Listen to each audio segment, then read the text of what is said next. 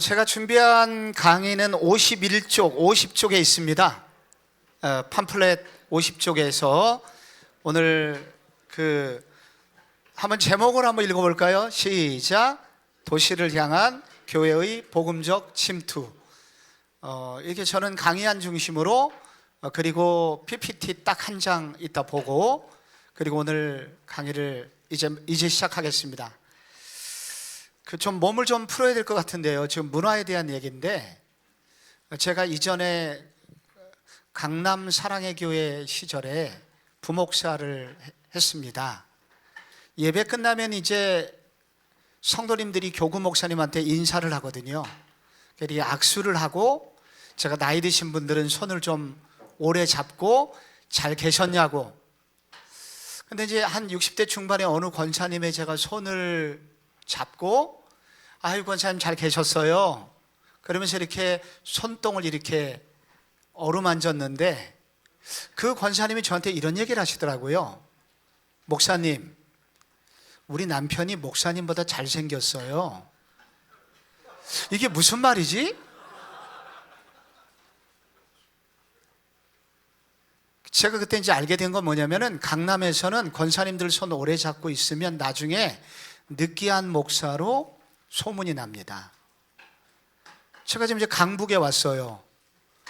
제가 예배 시간에 오직 말씀 하나 생각하면서 가다 보니 인사도 좀 잘 안 하고 권사님들 손을 좀 안 잡아 드렸거든요.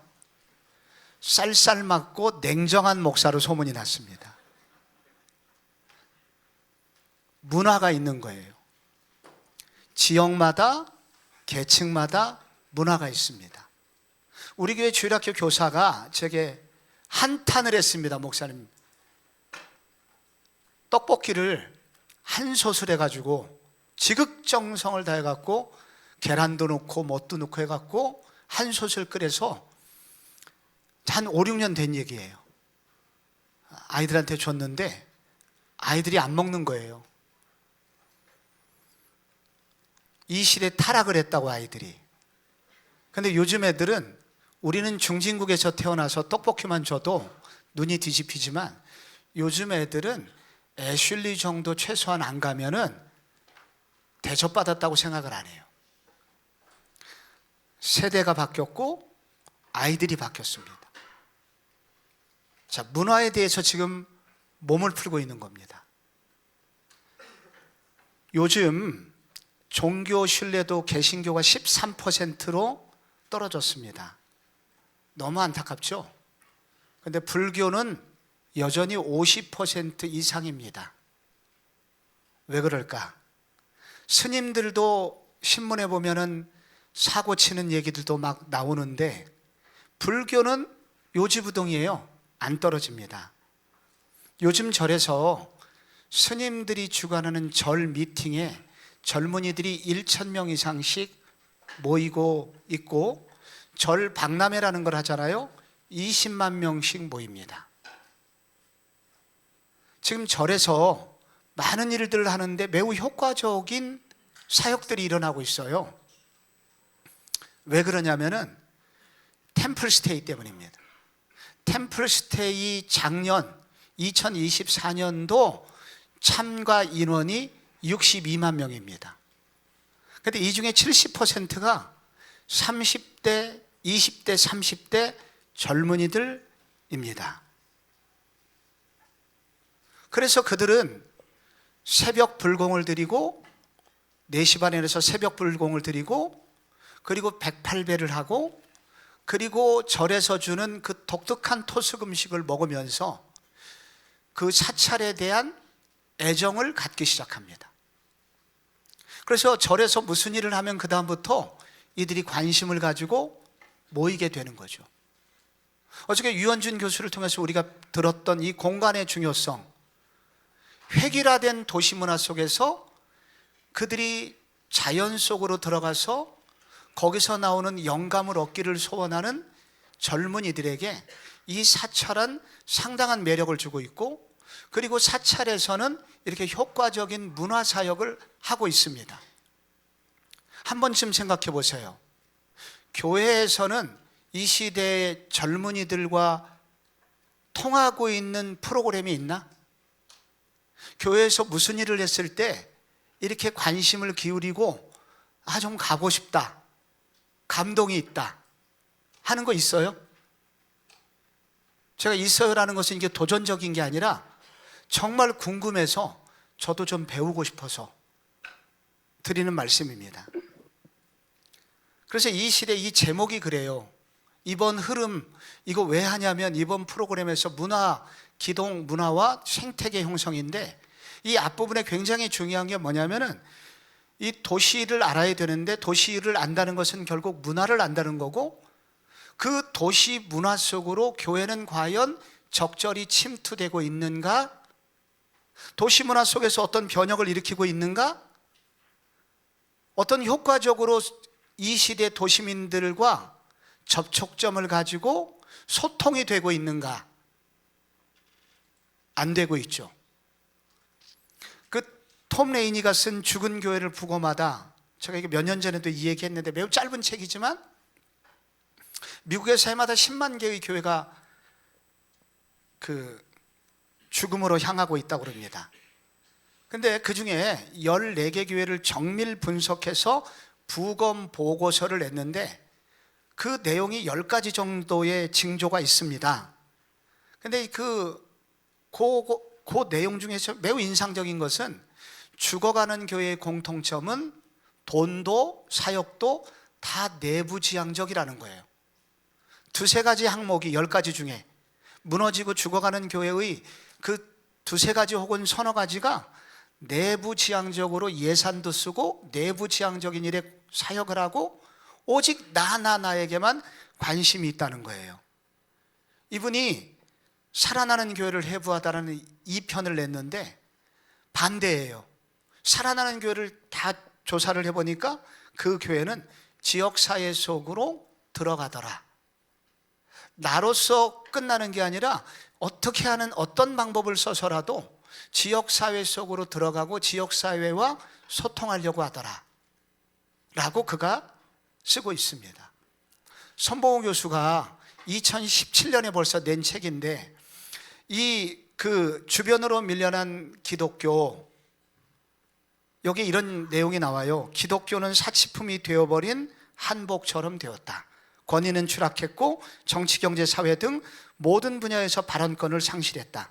만약 교회와 신학이 좀 더 심각하게 문화와 변혁에 씨름했더라면 오늘날의 결과는 피했을 뿐 아니라 공공 영역을 주도할 수 있었을 것이다.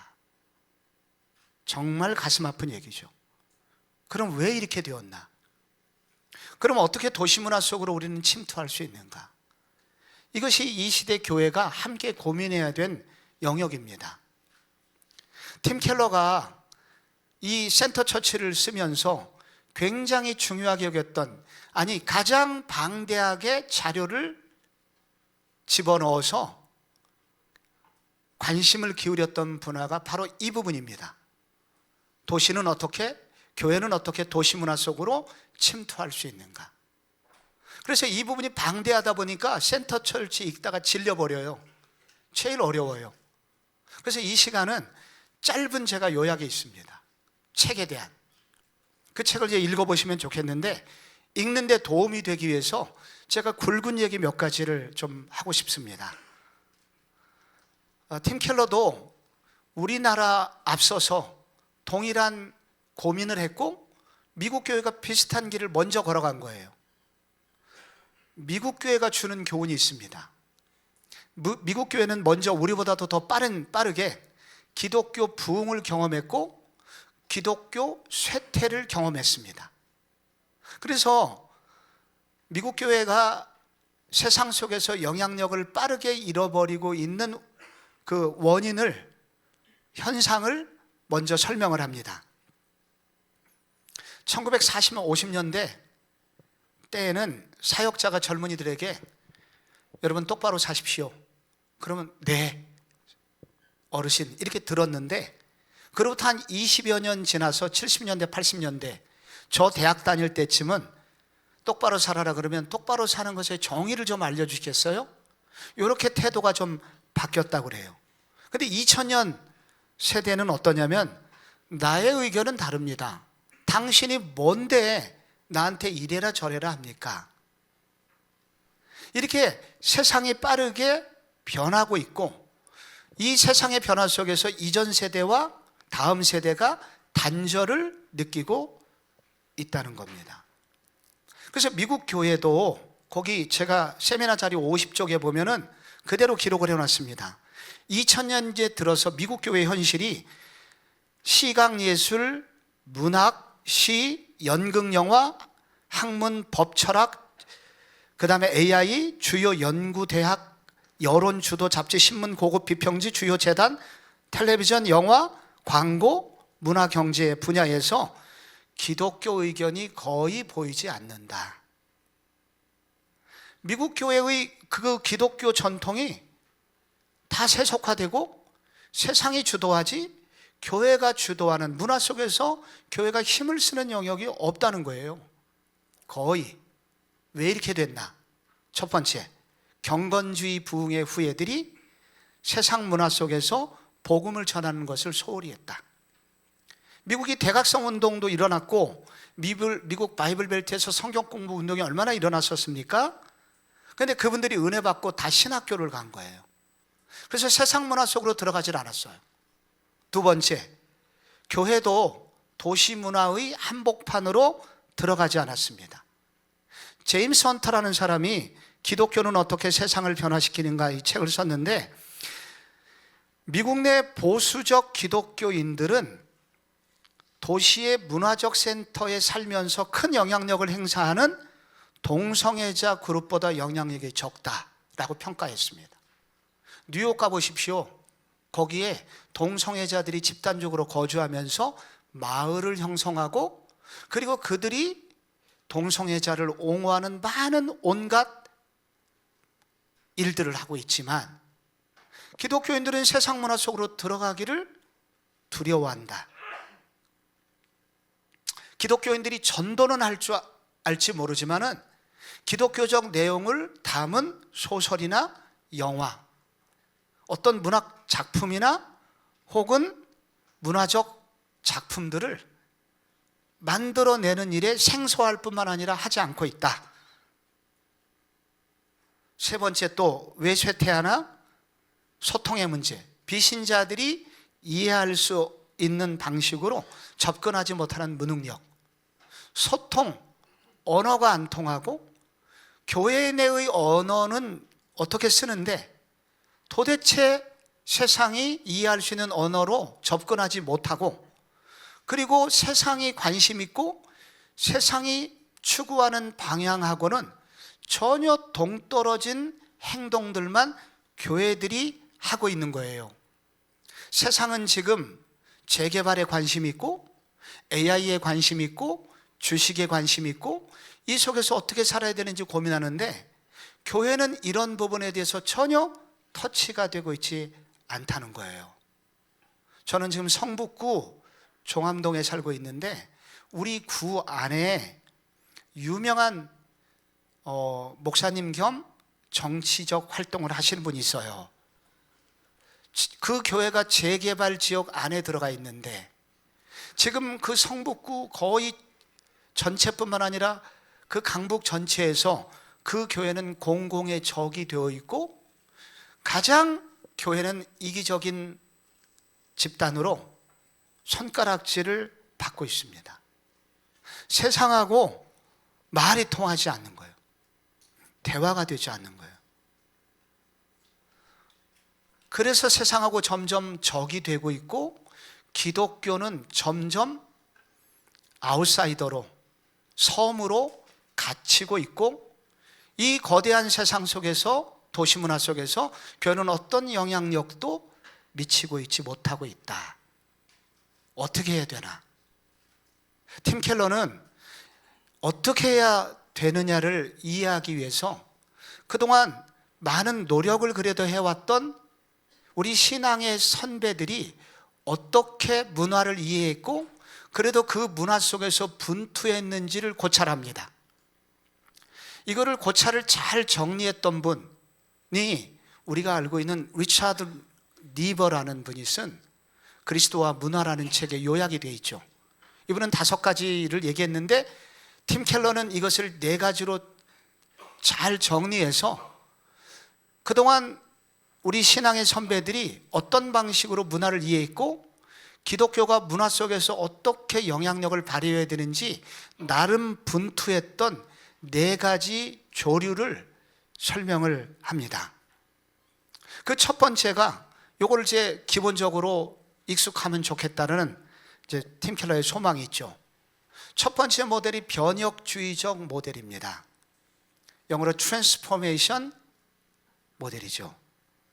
이거는 일종의 개혁주의 모델이라고 할 수가 있습니다. 거기 여러분 가지신 책에 그대로 나오는데 교회는 세상에 속하나 세상에 속해 있지 않는 공동체이며 구별된 공동체이다. 세상을 바라볼 때 구별된 세계관으로 무장하여 세상의 비성경적 부분들을 바꿔나가야 된다. 그래서 이게 이 변혁주의 모델의 핵심 키워드는 성경적이라는 거예요. 그래서 성경적이라는 것은 세상을 바라보는 성경적 세계관, 즉 세상은 창조, 타락, 구속의 과정 가운데 있다.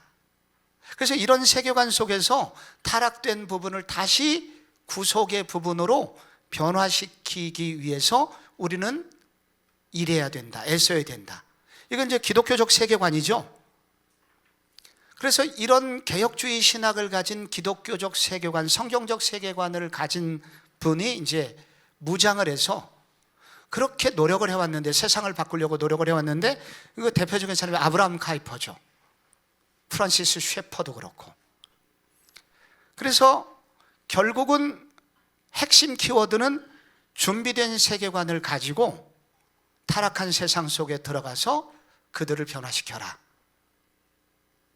그래서 이 기독교적 세계관을 가르치고 있는 이 변혁주의적 모델은 성경을 사랑하는 많은 분들의 가슴에 불을 땡겼습니다. 아, 바로 이것이구나. 세상을 바꿀 수 있는, 문화를 바꿀 수 있는 길은 바로 성경에 있구나 라는 해답을 가지고 많은 일을 했는데, 이런 그 변혁주의적 사고를 가지신 분들에게는 조금 더 강한 보수적 시각을 가진 분이 있고 또 진보적 시각을 가진 분이 있고 중간이 있어요. 스펙트럼이 꽤 넓습니다. 그래서 조금은 중도적인 분도 있고, 그리고 세상을 기독교적 시각으로 바꿔야 된다고 주장하면서 더욱 우클릭으로 가시는 분들이 있는데, 이것이 바로 이제 오늘날 광화문 집회 같은 일을 주도하시는 분들로 나타나기도 합니다. 그렇다 보니까 이 단점도 있어요. 변혁주의 모델의 단점이라고 한다면 조금 이론적, 너무 이론적이라는 거하고 또 승리주의나 자기의 그리고 과도한 확신에 갇히는 경향이 있고 때로는 정치적일 수 있다는 그런 단점을 가지고 있습니다. 두 번째 모델은, 팀 켈러는 적절성 모델로 그들을 한데 묶습니다. relevant 모델입니다. 이분들은 문화를 어떻게 이해하냐면 교회 안과 교회 밖의 문화는 동일하다. 같은 그리스도가, 교회도 그리스도가 주인이시고 세상도 그리스도가 주인이시다. 그래서 세상 문화, 교회 문화 따로 구분하지 말자 라는 기본적 입장을 가지고 있습니다. 그래서 이분들은 매우 문화적 조류에 낙관적이고 굳이 큰 분별력을 가지고 반응할 필요성을 그다지 느끼지 못합니다.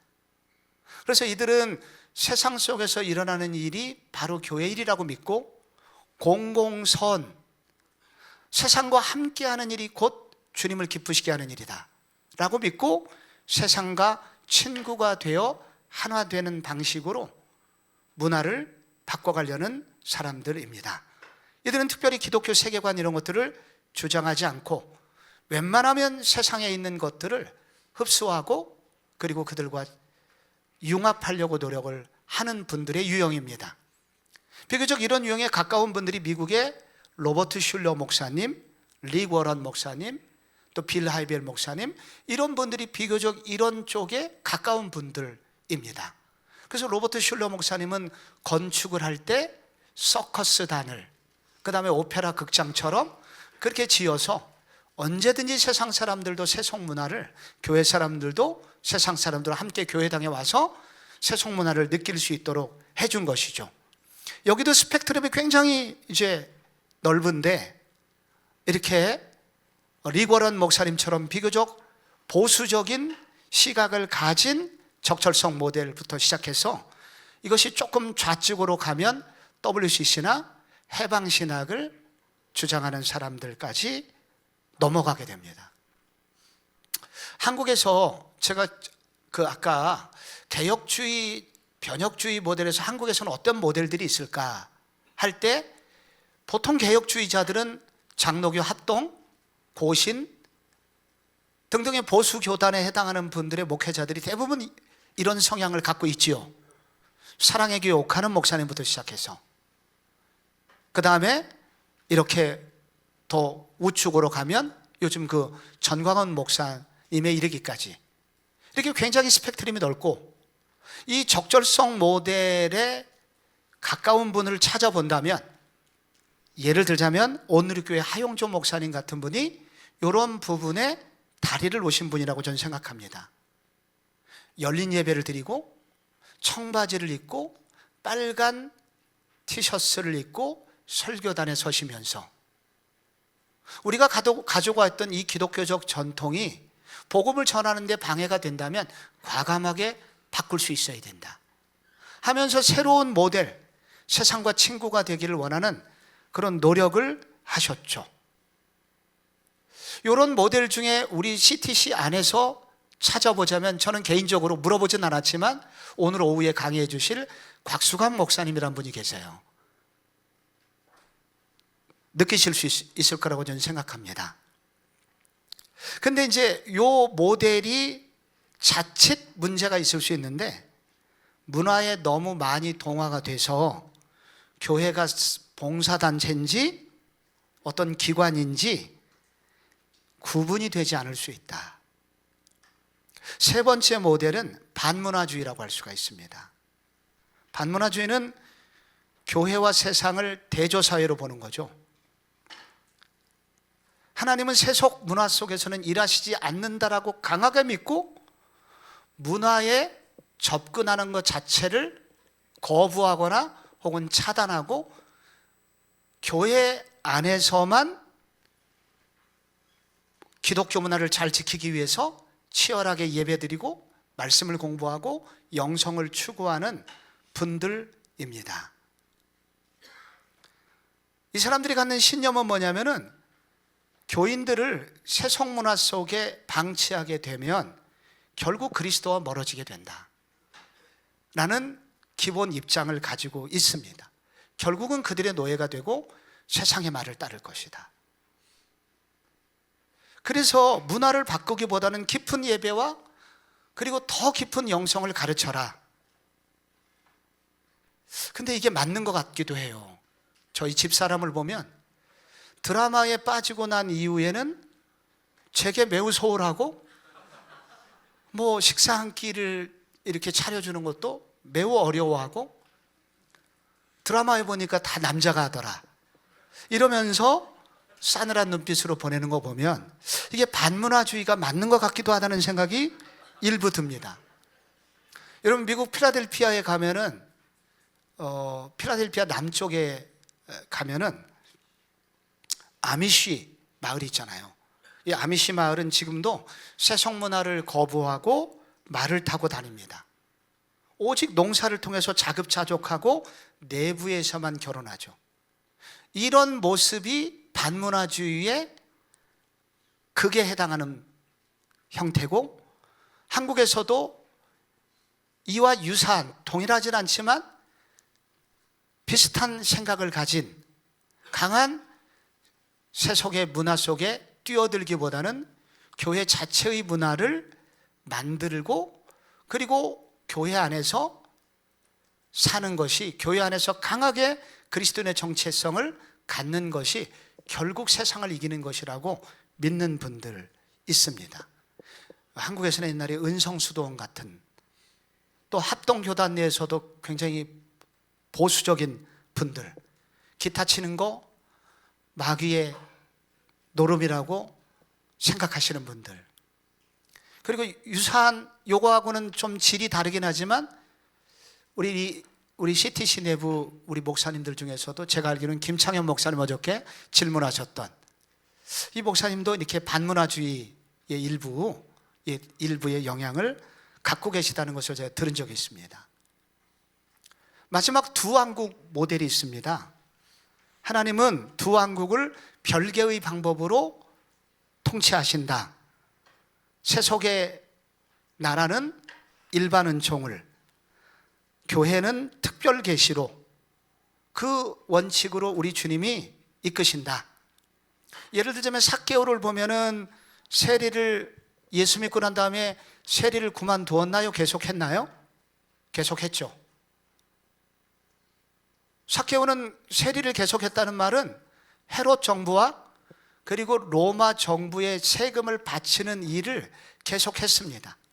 그만두지 않았고, 그래서 그는 예수도 믿었지만 세속 정부에서 좋은 공무원으로서 또 그 이후에도 삶을 살았죠. 두 왕국에서 여전히 살았던 것입니다. 그래서 이 두 왕국 이론을 지지하는 분들은 직업의 가치를 매우 높게 평가하고 일상에서 일상에 우리가 갖고 있는 일반 은총의 원리를 굉장히 존중하기 때문에 기독교적 세계관을 가지고 정죄하는 일은 변혁주의자들보다는 현저하게 낫습니다. 여기도 이제 다양한 스펙트럼이 있습니다. 한국에서는 루터를 존중하는 루터교의 목사님들 대부분 이 분야를 따라가고 있고, 총신대 선교대학원의 유해석 교수 같은 분, 이런 분들도 이쪽의 입장을 많이 가지고 계시고, 또 이런 입장이 아니더라도 세상에서 여러분 뭐 특별한 일을 하려고 하지 마시고 교회 생활, 전도 생활 열심히 하고 세상은 또 하나의 주님의 형상이 남아있는 곳으로서 존중하고 그곳의 원리를 잘 따라 사십시오 류의 가르침을 가르치는 대부분의 목사님들이 바로 이 두 왕국 이론을 알든지 모르든지 따라가고 있다고 봅니다. 근데 이거 길게 이렇게 얘기할 것은 아니고 이거 이론입니다. 근데 중요한 건 뭐냐면 이 각각의 모델들이 전부 다 약점을 가지고 있다는 거예요. 완전하지 않다는 거예요. 그래서 예를 들자면 우리가 좋아하는 레슬리 뉴비긴이 있거든요. 이 사람은 개혁주의자, 변혁주의적인 신학을 갖고 있어요. 그런데 그는 동시에 반문화주의적인 모습도 보이고 있고, 그리고 적절성주의자로 때로는 또 적극적으로 문화 속에 침투하는 분입니다. 그게 하나만 있을 수가 없다. 각각의 모델은 결코 완전하지 않다. 그리고 각각의 모델은 다 장점이 있다. 그래서 오늘 우리들이 이 적절한 이 네 가지 이런 관점이 있지만 이 관점을 균형 있게 보는 것이 중요하다.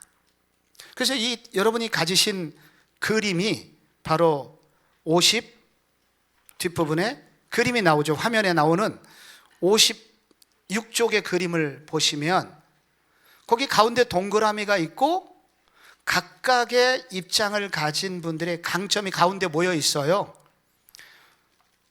오른쪽 아랫부분에 보면 거기 변혁주의 모델인데 거기 뭐라고 되어 있습니까? 탁월한 세계관. 바로 그 윗부분, 오른쪽 윗부분은 적절성 모델인데 공공선을, 다시 좌측으로 오면 두왕국 모델에서는 겸손과 탁월성, 그 밑에 반문화는 대항문화로서의 교회. 이렇게 이제 각각의 강점이 있기 때문에 우리가 건강한 도시 문화에 대해서 건강한 관점을 갖는다는 것은 이 네 가지를 적대화하지 말고 각각의 강점을 인정하고 받아들여서 그 중에 그것들을 우리의 교회 속에 적용하려고 노력한다면 이 모든 모델들은 우리에게 도움이 될 것이다 하는 것이 핵심입니다. 예수님은 이 네 가지 부분 중에서, 네 가지 모델 중에서 여러분 생각에는 어떤 모델에 가깝다고 생각이 되십니까? 즉 묵상의 결과, 너희는 세상의 빛이요 세상의 소금이다. 예수님이 이렇게 말씀하셨잖아요. 그러니까 세상 속에 있으면서도 세상과 구별됨을 요구하셨습니다. 변혁주의 모델이시죠. 특별한 세계관, 이 성경적 세계관을 가지고 계시죠. 그런데 동시에 세상 속에 들어가라 그랬으니까 적절성 모델이 한편 예수님께 있으셨죠. 그리고 이 예수님은 세리와 죄인들의 친구셨죠. 그래서 이분은 적절성 모델에 또 가까우신 적이 있었고요. 예수님은 또 어린 시절에 목수였고 삭개오에겐 직업을 유지하도록 하셨습니다. 그러니까 이분은 두한국 모델도 지지하셨고 또 광야에 40일 거주하시면서 자주 광야로 나가셨습니다. 세상하고는 담을 싸신 분처럼 보였습니다. 반문화주의처럼 보였죠. 예수님은 이 모든 것의 균형을 가지고 계셨고 세상 속으로 들어가셨고 세상을 변화시키려고 하셨고 겸손하셨고, 그러나 그 모든 힘의 근원이 가끔 자주 분리된 시간 속에 들어가면서 힘을 얻으셨음을 보게 됩니다. 그래서 저희들이 오늘 이 문화에 대해서 도시 문화를 이끌어 가야 되는데 이 분야를 좀 마무리하면서 팀 켈러도 그렇고 이것을 공부한 입장에서 몇 가지 저희들이 도시 문화 속에서 교회는 무엇을 할 수 있는가, 어떻게 하면 이 도시 문화 속으로 들어갈 수 있는가, 좀 몇 가지 좀 정리를 해봤습니다.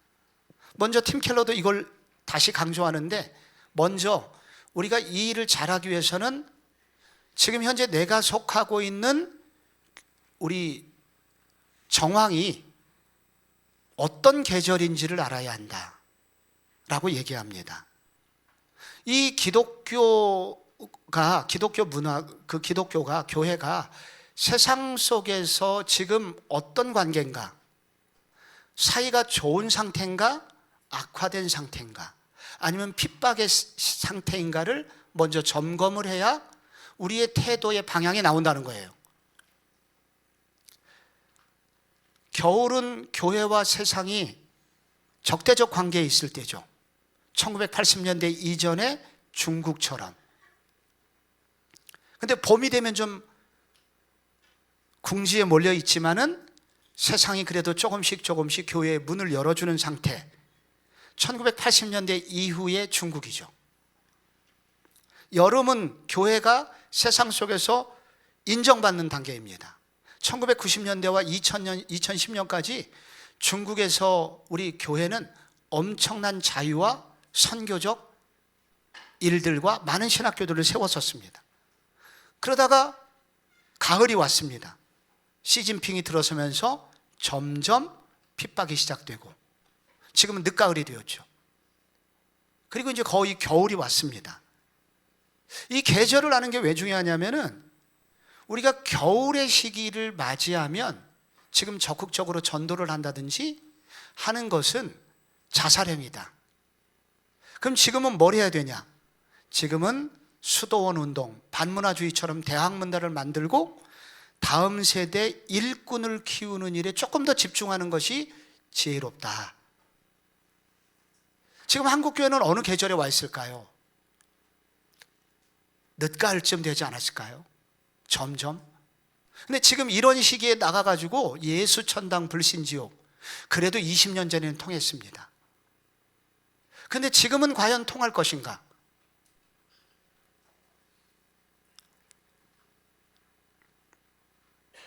그리고 또 하나 문화를 우리가 도시 속에 침투하기 위해서는 각 교회의 은사에 따라서 활동을 해야 됩니다.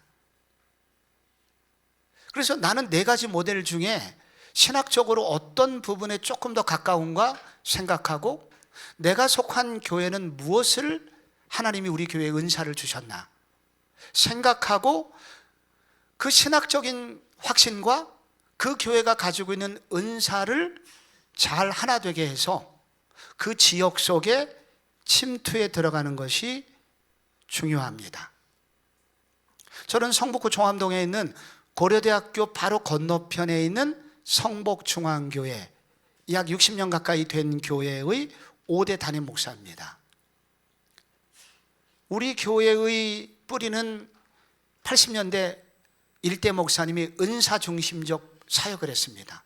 한월산 기도원의 이천성 목사님, 많은 은사와 기적들이 일어났었고요. 그리고 또 하나 특징은 우리는 강북의 도시민들이 배후에 있습니다. 앞에는 대학이 있고요. 그리고 우리 동네 바로 인근 동네, 제가 속한 종암동 안에만 해마다 바뀌는데 1000명에서 3000명 사이에 독거노인들이 살고 있습니다. 저의 신학적 모델은, 저는 총신을 졸업했고 개혁주의적 신학을 배웠습니다. 이런 사고방식을 가진 목회자인 나는 이 지역 속에서 무엇을 할 수 있는가? 그래서 저희 교회에서 그 한 가지 예를 들자면, 저희 교회는 바로 대학가의 앞에 있으니까, 그리고 저희 교회의 또 지방에서도 올라오셨던 일을 두려워하지 않는 또 권사님들도 계시니까 했던 것 중에 하나가 대학생들한테 밥을 주는 새벽 만나 사역을 14년째 하고 있습니다. 매일 아침 7시부터 8시 반까지 날마다, 물론 방학이 있지만 밥을 주는데, 2가지 시작할 때 조건이 단서가 있었습니다. 절대 전도하지 마라. 밥 먹다 체한다. 둘째,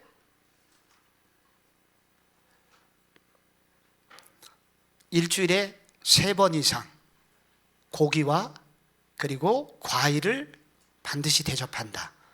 왜냐하면 자취생들이 대부분이라 그들의 영양소를 생각해서. 그래서 저희는 지금까지 99%를 국산을 쓰는 것을 지켜오려고 애를 썼는데 다 국산이에요. 그런데 한 가지, 한우 불고기만 수입품을 씁니다. 한우 갈비는 아직 대접을 못하고 있는데, 그나마 국물 속에 들어가는 것은 한우를 쓰는데, 그 마지막 그것은 비용이 너무 많이 들어서 하지 못하고 있습니다. 이게 왜 가능했냐면, 모든 교회가 대학가도 아닌데 새벽 만나자 할 수는 없죠. 그리고 그런 은사가 없는데 왜 그런 일을 해야 하겠습니까? 우리 지역에, 내가 속해 있는 이곳에 신학과 은사, 이런 것들을 생각해서 이렇게 했다는 것입니다. 침투를 위해서 굉장히 중요한 요소가, 팀 켈러가 이건 여러 번 강조하는데, 대응하지 말고 행동해라. 이건 무슨 말이냐면은 우선 좀 겸손하라는 얘기입니다. 세상 문화 속에 들어가려면 우선 배우려고 해야 되는데, 비신자들이 예수 믿는 사람을 꺼려하는 가장 꺼림의 원인을 알아봤더니 재수 없다는 거예요. 왜 재수 없다고 느끼냐면, 쟤네들은 나보다 분명 가난한데 교만이 어디서든지 모르게 느껴진다는 거예요. 예수 믿는 사람 속에 뭐가 있냐면, 니들이 아무리 나보다 돈이 많고 아파트 평수 넓은 데 살아도 너희는 지옥의 땔감이야. 나는 내 속에 예수가 있거든. 나는 영원한 생명과 천국을 향하여 가는 사람이야. 이렇게 내면에 내재된 교만이 있어서 기독교인을 만나고 나면 설명은 잘한다는데 왠지 기분이 안 좋아. 뒤끝이 안 좋다는 거예요.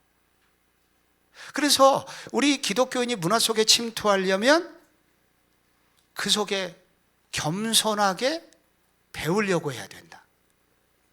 그리고 그 속에서 배우려고 하다 보면 차이점이 발견되고, 그 차이점 속에서 성경은 뭐라고 얘기하는지 알려주고, 성경이 말하는 바를 가지고 그들에게 선하게 접근하게 되면 그 공동체든 사람이든 변화시킬 여지를 만들 수 있다. 이런 원리를 제공합니다. 제가 고대 앞에 있다 보니까 오늘 여기 학원복음화협의회 대표도 와 계세요. 저도 이 학원복음화협의회 이사장 역할을 지금 하고 있는데, 제가 고대 앞에 있는 고대 기독 교수님들하고 캠퍼스 선교단체 간사님들하고 한 7년 전에 베리타스 포럼 고려대를 창립하는데 창립 멤버가 됐습니다. 그러니까 믿는 교수가 믿지 않는 교수를 초대해서 디베이트하는 방식으로 비신자들을 초대해서 집회를 하는 거예요. 신개념 전도 집회죠. 그래서 지금도 이제 7년째 올해 하고 있는데, 이런 과정을 통해서 기대했던 만큼 많은 학생이 오는 건 아니지만, 놀라운 거는 거기 비신자들이 오고 비신자들과 어떻게든지 소통하려는 애씀이 느껴지나 봐요. 그래서 이것이 우리 속에 도전이 되고 있습니다. 또 하나, 문화 속에 침투하려면 공동선을 추구해야 됩니다. 그래서 공동선을 추구하려면, 예를 들자면 코로나가 왔습니다. 근데 교회만 예배를 드리겠다? 그래서 우리는 예배가 중요해서 목숨을 걸고 예배를 드려야 돼 하는 것도 참 좋아요.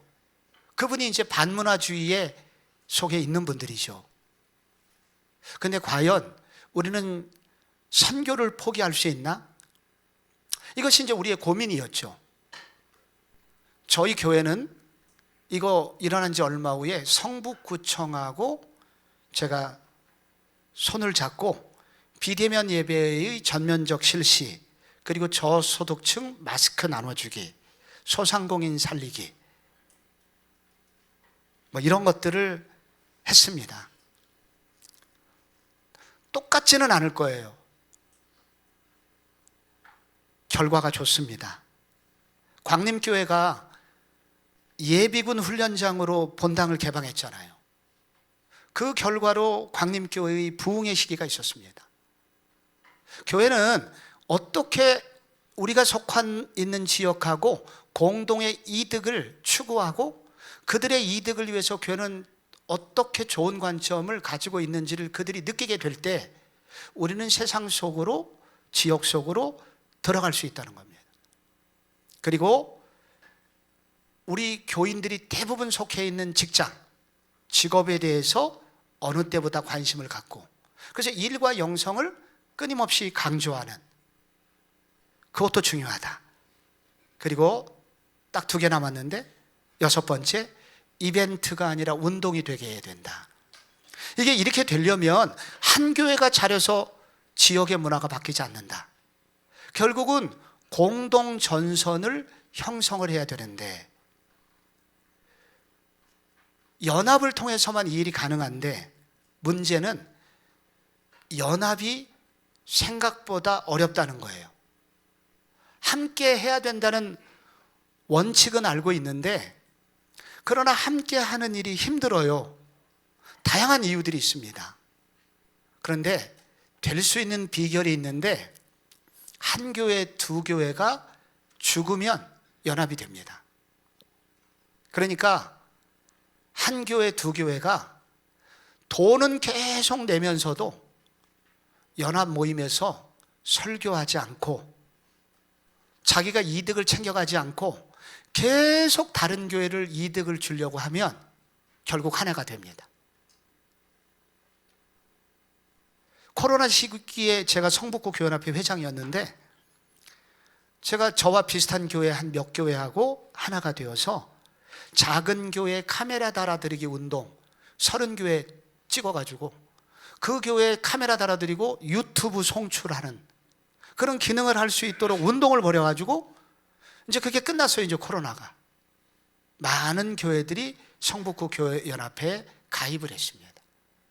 예전에는 멀리서 바라보던 작은 교회, 큰 교회가 벌어졌던 것이 사이가 좁혀졌다는 거죠.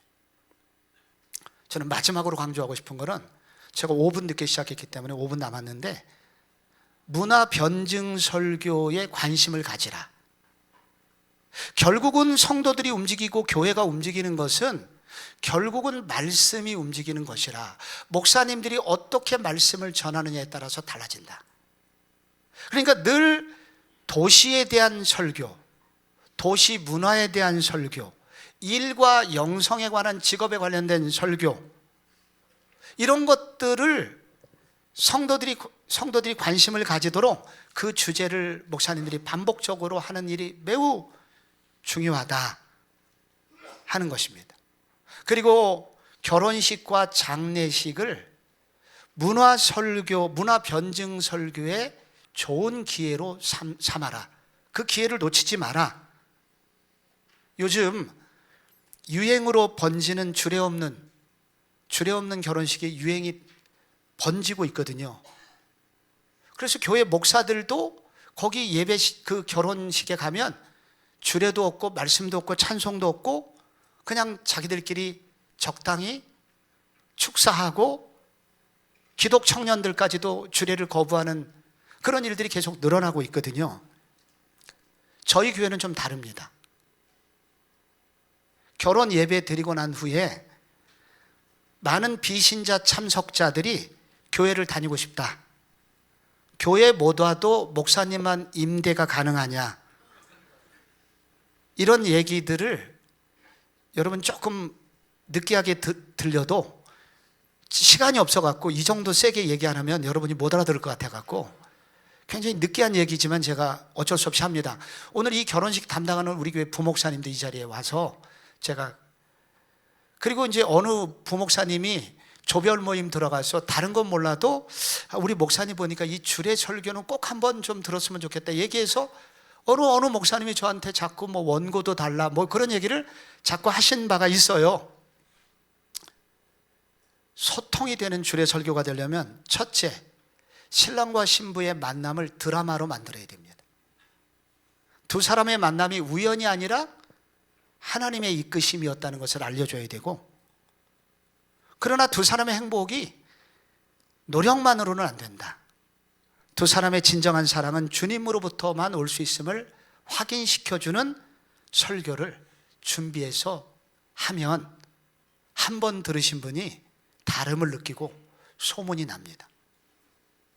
그래서 문화가 바뀌어요. 정우준 목사라고 지난번 세미나 때 수원의 소망을 노래하는 교회 목사님이 개척교회 지금 몇 년 안 되셨는데 코로나 시기에 몇 달에 한 번씩 1호, 2호 청년들 계속 7상인가를 결혼시켜가지고 지금 교회가 부흥이 됐달까요? 저 교회 가면 우리 아들, 딸 결혼할 수 있어. 이런 소망을 갖는다는 얘기를 지난번에 오셔서 하셨습니다. 결혼의 문화는, 결혼식은 다 누군가 어쩔 수 없이 설교를 들을 수밖에 없는 구조인데 그 기회가 기독교 문화를 전할 수 있는 기회가 되면 좋겠다. 제가 마태복음 19장을 가지고 갈수록 행복한 가정이 늘 제가 하는 제목인데, 우리 교회 성땡땡 최땡땡 부부 설교 일부예요. 신랑은 호주에서 유년기를 보내고 논현동에서 청소년기를 보내고 현대중공업 입사했다가 퇴사하여 지금은 인근대학에서 한의학을 공부하고 있습니다. 신부는 천안에서 낳고 자랐고 지금 초등학교 선생님입니다. 이 두 분은 양가를 잘하는 어느 선교사님 주선으로 2019년 5월 6일 저녁 6시 강남역 카페에서 처음 만나게 됩니다. 두 사람이 서로 나쁘지는 않았고 그래서 서너 달 동안 만남을 이어갔지만 감동이 없었던 것도 아니었지만 2%가 부족한 결정적 한 방이 없었다고 합니다. 그러다가 올해 2020년 1월 10일 금요일 바로 그날이 오게 된 것입니다. 그날 새벽에 자매는 김동호 목사님이 인도하는 유튜브 방송 날기새로 새벽 기도를 하고 있었는데 그날 새벽에 깨면서 사랑하는 주님, 좋아는 하지만 결혼할 수 있는 마음은 어떤 마음인가요? 사랑은 무엇인가요? 라고 주님께 물었답니다. 근데 그날 김 목사님이 지나가듯 한 말씀을 하셨대요. 사랑은 대단한 게 아니라 헤어지기 싫은 게 사랑이죠. 그래서 이것이 이 자매에게 강한 응답처럼 느껴져서 이 남자가 결혼하자고 하면 예스 해야 되겠다는 마음의 준비를 하게 됐다고 합니다. 그리고 실제로 그날 오후에 형제가 청혼을 한 것입니다. 근데 갑자기 인색한 마음이 들었고 한 번쯤 거절하는 것이 단가를 높일 수 있다고 생각을 했는지 당신이 살을 빼지 않아서 생각 좀 해볼게요 라고 미루게 되었다고 합니다. 근데 그날 밤 우리 교회 금요 기도회 때 특별 집회였는데 그날의 강사가 육군 소위로 임관했지만 수류탄 사고로 오른팔을 잃어버렸고 이후에 한국 최고의 마케터가 된 장로님의 간증 집회였는데 자신이 이렇게 성공할 수 있었던 것은 나의 현재 모습을 있는 그대로 받아준 아내 덕분이라는 놀라운 고백을 듣게 됩니다. 예배가 끝난 그날 밤 돌아오는 차 안에서 자매는 회개하듯이 당신이 살을 빼지 않아도 좋아요 라고 말했고 결국 오늘의 결혼식장까지 오게 된 것입니다. 한 번쯤 생각해 보십시오. 호주산과 천안산이 만나 결혼할 확률이 얼마나 될까요? 두 사람이 그동안 소개팅 안 해본 것도 아닌데 첫 만남부터 지금까지 이런 아름다운 마음은 어떻게 유지될 수 있었을까요? 어떻게 1월 10일 새벽에 응답 확신하고 오후에 청혼받고 흔들리던 그날 밤 하루 안에 그런 간증을 듣게 되었을까요? 이것은 두 사람이 믿고 높이고 있는 하나님의 이끄심 외에는 설명이 안 됩니다. 그래서 오늘 성경 말씀에 하나님이 짝지어 주신 것을 사람이 나누지 못할지니라 라고 하지 않았습니까? 이게 일대지입니다. 저는 우리 지금 많은 결혼식이든 장례식이든 기독교가 사회 속으로 젊은이 속으로 침투를 해야 되는데 소통이 안 되는 겁니다. 어떻게 소통을 할까? 각각 은사가 다를 겁니다. 이번